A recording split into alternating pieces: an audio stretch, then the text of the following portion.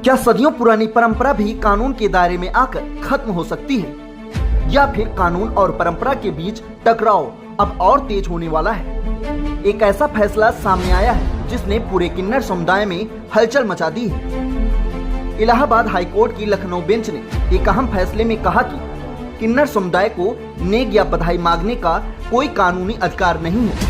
अदालत ने साफ किया कि यह एक पारंपरिक प्रथा हो सकती है, लेकिन इसे मौलिक अधिकार नहीं माना जा सकता।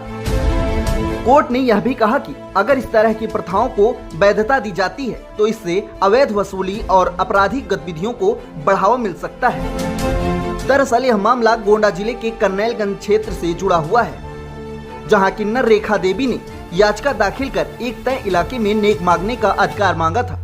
साथ ही उन्होंने दूसरे समूहों के प्रवेश पर रोक लगाने की भी मांग की थी, ताकि विवाद और हिंसा की घटनाओं को रोका जा सके। मामले की सुनवाई करते हुए जस्टिस आलोक माथुर और जस्टिस अमिताभ कुमार राय की खंडपीठ ने स्पष्ट कहा कि किसी भी प्रकार की वसूली, चाहे वह टैक्स हो, शुल्क हो या बधाई के नाम पर धन, सिर्फ कानून के तहत ही ली जा सकती है।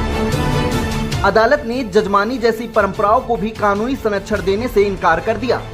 वहीं इस फैसले से किन्नर समाज में नाराजगी देखने को मिल रही है।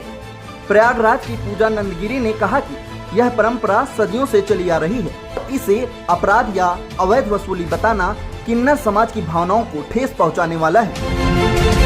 ओम नमो नारायण, जय श्री महाकाल, जय मां कामाख्या।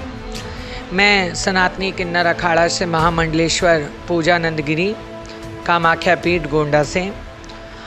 और जो ये रेखा जी अपने क्षेत्र को लेकर हाई कोर्ट गई और इन्होंने एक याचिका दायर की, जिसमें कानूनी रूप से जो दस्तावेज बनाए और इन्होंने जिस अधिवक्ता को रखा, वो अधिवक्ता अच्छे रूप में और इस पारंपरिक चला आ रहा सदियों से और वेदों में, शास्त्रों में जिसका वर्णन है, उस प्रकार से चली आ रही इस परंपरा को वो समझ नहीं पाए और ढंग से ये प्रस्ताव रखा नहीं गया।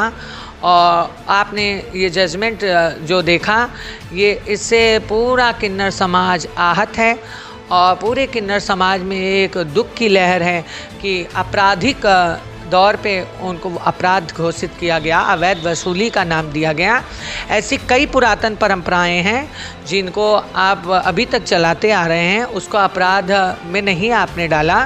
नर नारियों के कई कार्य ऐसे आपराधिक कार्य में आते हैं और अवैध वसूली नर नारियों में भी बहुत है, लेकिन उस चीज़ों पे आप ना ध्यान देकर आपने ट्रांस कम्युनिटी को, आपने किन्नर कम्युनिटी को आप और इतनी समस्याओं का जजमेंट इतनी जल्दी नहीं आ रहा, इतनी जल्दी आपने इस जजमेंट को आपने पारित किया कि ये अवैध वसूली है, कानून के अंतर्गत कार्य होने चाहिए।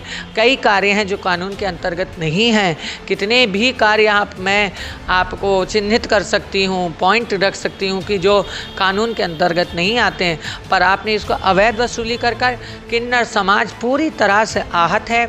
और किन्नर समाज के जुड़े जो वसूली करते हैं, नहीं करते हैं, धर्म ध्वजा लेकर बैठे हैं, धर्म की रक्षा किन्नर होकर कर रहे हैं, उनका भी कहना है कि आहत हैं हम। में आपने कई नियम बनाए, कई चीज़ें उसमें लिख कर रखी हैं जो हमारे किन्नर समाज को हम लोग बिल्कुल से एकदम से आहत हैं आपके इस फैसले से। अब सवाल यही है, क्या बदलते कानून के साथ परंपराओं को भी बदलना होगा, या फिर इस फैसले के खिलाफ किन्नर समाज अपनी आवाज और तेज करेगा? फिलहाल इस निर्णय ने एक नई बहस को जन्म दे दिया है।